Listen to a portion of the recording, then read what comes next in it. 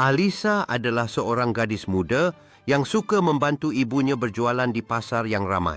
Setiap pagi Alisa bangun lebih awal untuk membantu ibunya menyusun buah-buahan dan sayuran dengan rapi di atas meja. Mereka tidak hanya menjual produk segar, tetapi juga membangun hubungan baik dengan pelanggan yang selalu kembali. Setelah seharian bekerja keras, Alisa merasa bangga dengan hasil penjualan mereka dan menyadari betapa pentingnya usaha ibunya. Saat matahari terbenam, Alisa bermimpi tentang hari-hari yang lebih baik dan berharap bisa memiliki usaha sendiri suatu hari nanti.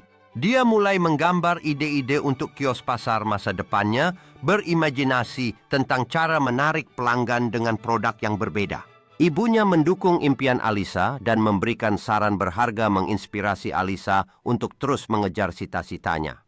Dengan semangat yang membara, Alisa mulai mencari informasi tentang tren pasar dan cara menjalankan bisnis yang sukses. Dia menghadiri lokakarya kewirausahaan lokal untuk belajar lebih banyak tentang dunia bisnis dan mengasah keterampilannya.